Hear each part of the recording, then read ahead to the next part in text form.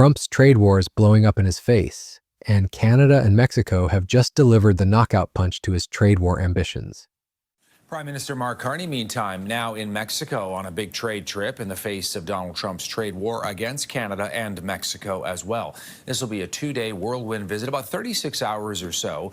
Mark Carney will be in Mexico City as both countries brace for the U.S. planned renegotiation of the continental trade deal that Mexico and Canada have with the U.S. Remember, Mark Carney has long talked about how Canada is one of the best protected countries in the world in terms of a trade deal, because a lot of the trade that goes back and forth across the border is protected under the current deal. If that deal gets renegotiated, then what? That is the question. We also expect Carney to sign a strategic partnership with Mexico's president as well, to cover things like trade, health, agriculture, infrastructure, emergency preparedness, security as well. A lot of this, though, is about navigating the relationship. While Trump thought his tariffs would divide and conquer North America's neighbors, he's actually achieved the exact opposite. In a historic move that's sending shockwaves through Washington, Canada, and Mexico have announced they're deepening their cooperation to face down his threats together. The timing couldn't be worse for Trump's agenda, as this alliance could mark the beginning of the end for his trade war strategy. To understand just how badly Trump miscalculated, we need to look at what actually happened this week. Canadian Prime Minister Mark Carney traveled to Mexico City for a strategic summit with Mexican President Claudia Sheinbaum. This wasn't just a diplomatic courtesy call. It was the first bilateral visit by a Canadian Prime Minister to Mexico in 8 years, signaling a fundamental shift in North American relations. The two leaders announced they're coordinating their approach to the upcoming review of the United States-Mexico-Canada Agreement, scheduled for next year, and they won't be intimidated by his economic threats. Obviously have a commonality here. Both countries now are dealing with the fentanyl tariffs that Trump has imposed, as well as the additional tariffs, the so-called sectoral tariffs in the auto sector, in the steel and aluminum sector, softwood lumber in Canada, not so much an issue for the Mexicans. So there is kind of a common interest in here in working together and trying to solve those problems. But in the meantime, it looks like Carney and Sheinbaum are going to sign off on this agreement. Really not a trade agreement. It sounds more like an agreement to do certain things kind of in the security space. Maybe there is things they can do on mutual borders, kind of cooperation there to possibly appease Trump's sort of lingering concerns about fentanyl trafficking in North America. But here's what makes this so significant. Both countries are doing this while under active tariff attack from Trump. Canada is facing a brutal 35% tariff on goods that don't qualify for USMCA protection, while Mexico is dealing with 25% tariffs plus an additional fentanyl tariff of another 25%. You'd think this would make them desperate to cut separate deals with Trump. Instead, they're literally standing together in defiance. Sheinbaum put it perfectly when she declared that Mexico and Canada will continue walking together, with mutual respect and with a certainty that cooperation is the path to overcome any challenge. That's diplomatic language for rejecting Trump's divide and conquer tactics completely. And Carney doubled down, emphasizing that they will move forward together, a direct rejection of Trump's assumption that he could pit them against each other. Now let's talk about why this is such a disaster for Trump's strategy. The entire premise of his tariff war was that he could use America's economic leverage to force individual countries into submission. He thought he could make Canada and Mexico compete against each other for his favor, driving down their negotiating power and forcing them to accept whatever terms he demanded. Classic divide and conquer tactics that have worked for bullies throughout history. But Trump fundamentally misunderstood the relationship between Canada and Mexico. These aren't just random countries that happen to trade with the US. They're integral parts of a North American economic ecosystem that has been built up over decades. When Trump attacks one, he's attacking the entire system that all three countries depend on. And when he attacks both simultaneously, he's essentially forcing them to recognize that they have more in common with each other than they do with his administration. The numbers tell the story of just how interconnected this relationship really is. Mexico and Canada are the United States' largest and second largest trading partners, respectively. But here's what Trump seems to have forgotten. The US is also the top trading partner for both Canada and Mexico. This creates what economists call mutual vulnerability. Everyone has too much to lose from a complete breakdown in trade relations. But Trump's tariffs aren't just creating mutual vulnerability, they're creating mutual opportunity. By slapping higher tariffs on Chinese goods than on Canadian and Mexican products, Trump has accidentally made North American integration more attractive. Canadian and Mexican companies are finding that they can compete more effectively against Chinese imports in the U.S. market, while American companies are discovering that North American supply chains are suddenly much more cost-effective than Asian ones. This is where Trump's economic illiteracy really shows. He seems to think that tariffs are some kind of magic weapon that only hurts the countries he targets. But tariffs are taxes paid by American importers, which means they're ultimately paid by American consumers. When Trump raises tariffs on Canadian steel to 35%, he's making it more expensive for American manufacturers to build things. When he puts a 25% tariff on Mexican pharmaceuticals, he's raising healthcare costs for Americans. Meanwhile, Canadian and Mexican companies that can still qualify for USMCA benefits are actually gaining market share. They're becoming more competitive relative to Chinese and European competitors who face even higher tariffs. So Trump's tariff strategy is simultaneously weakening American competitiveness while strengthening the very countries he's trying to punish. But the real genius of the Canada-Mexico alliance is in the timing. Public consultations on the future of the USMCA began this week, setting the stage for next year's review. By coordinating their positions now, Canada and Mexico are essentially presenting Trump with a unified front before negotiations even begin. Instead of being able to play them against each other, he'll have to deal with a bloc that represents his two largest trading partners working in concert. This is particularly devastating for Trump because he's already shown his hand. He's demonstrated that he's willing to violate the USMCA, the very trade deal he claimed as one of his greatest achievements during his first presidency, by imposing tariffs that directly contradict the agreement's terms. Both Canada and Mexico have filed formal complaints with the World Trade Organization, arguing that Trump's tariffs violate both the USMCA and international trade rules. And here's where Trump's legal problems get even worse. The USMCA includes specific dispute resolution mechanisms that were designed to prevent exactly this kind of trade war. By ignoring these mechanisms and imposing unilateral tariffs, Trump has essentially admitted that he doesn't consider himself bound by the agreements he signed. This makes it much harder for him to claim that Canada and Mexico should trust him to honor any new agreements they might negotiate. The political dynamics are equally disastrous for Trump. In Canada, Prime Minister Mark Carney has built his entire political brand around standing up to Trump's bullying. Carney won a landslide victory in the Liberal Party leadership race and then led his party to victory in a federal election that was widely seen as a referendum on how to handle Trump.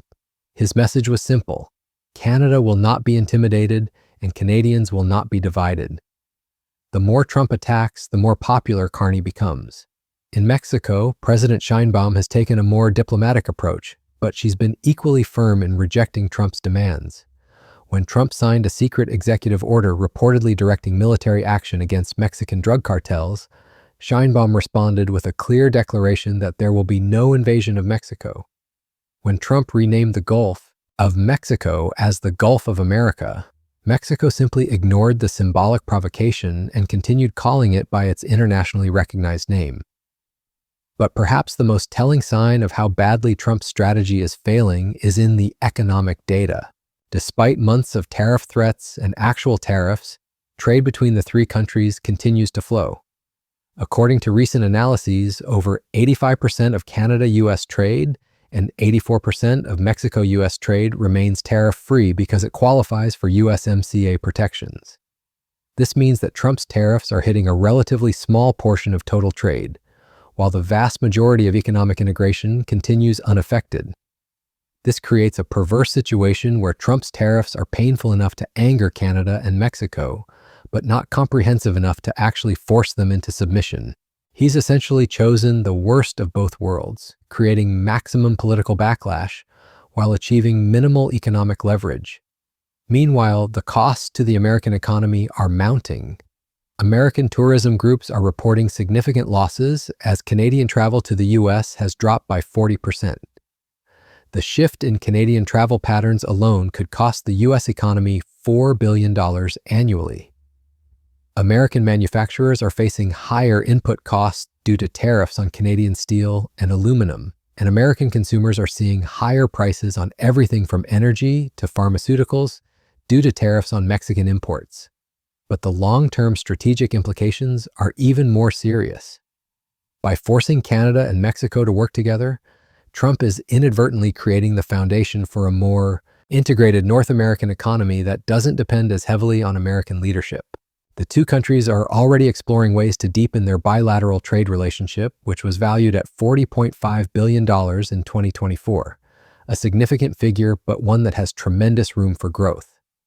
The leaders are now signing agreements focused on security cooperation and border management, while also exploring new trade partnerships, including Mexico's interest in expanding maritime trade with Canada. They're even discussing the development of Canadian port infrastructure dedicated specifically to Canada-Mexico trade, creating alternative pathways that bypass the United States entirely and reducing their vulnerability to American economic coercion. Relationship back on track. Evan Dyer has been watching it all. So, Evan, can you bring us up to speed? Adrian, the Canadian and Mexican leaders appear to have smoothed over the tensions that emerged following the election of Donald Trump when he succeeded in driving a wedge between the two countries with his tariff plans, causing some Canadian politicians to suggest that Mexico should be cut out of the CUSMA trade deal. These are two countries that face a common threat, and they seem to have decided they're stronger facing it together. We are both undertaking massive transformations of our economy. Plan Mexico, Canada strong. Our efforts will be strengthened by working together. Mexico and Canada want to do more on two fronts. First, work together to save North America-wide free trade by coordinating strategies for next year's review of CUSMA, the trade deal that replaced the original NAFTA 5 years ago. How do we eliminate these tariffs that we both face prior to the end of the year so that we can have a fruitful discussion on the USMCA future beginning in 2026? The two countries also have to cooperate without provoking the Trump administration. They're going to be very careful to make sure that the visit is not portrayed as some kind of strategic. This is creating what economists call a network effect. The more Canada and Mexico work together, the more valuable their partnership becomes and the less dependent they become on the United States. They're not trying to replace their relationship with America, but they're building alternative pathways that reduce their exposure to American economic volatility. The irony is that Trump's America First policy is actually achieving the opposite of what he intended. Instead of making America more central to North American trade, he's making America more peripheral. Instead of increasing American leverage over its neighbors, he's teaching them that they can't rely on American leadership and need to build their own sources of strength. And this is happening at exactly the wrong time for American strategic interests. China is actively courting both Canada and Mexico as part of its Belt and Road Initiative. Russia, despite being under sanctions, is still looking for ways to expand its influence in the Western Hemisphere. European countries are offering alternative partnerships and investment opportunities. By alienating Canada and Mexico, Trump is essentially pushing them toward America's competitors. The Canada-Mexico alliance also represents a fundamental shift in how middle powers respond to great power competition. Instead of choosing sides between the United States and China or between the United States and Europe, Canada and Mexico are choosing each other. They're building what international relations scholars call a third way, maintaining their relationships with major powers while developing their own independent sources of strength. This is particularly significant because both countries bring complementary strengths to the partnership. Canada has vast natural resources, advanced technology sectors, and strong relationships with European allies. Mexico has a large manufacturing base, growing middle class, and strong ties throughout Latin America. Together, they represent a formidable economic bloc that can negotiate with anyone from a position of strength. For Trump, this represents a complete failure of strategic thinking. He assumed that American economic dominance was so overwhelming that he could treat Canada and Mexico as subordinate partners who would accept whatever terms he offered. He never considered that they might have alternatives, or that his own actions might push them to discover those alternatives. The upcoming USMCA review is going to be a rude awakening for the Trump administration. Instead of facing two separate countries that he can manipulate and divide, Trump will be dealing with a coordinated alliance that has spent months preparing for exactly this moment.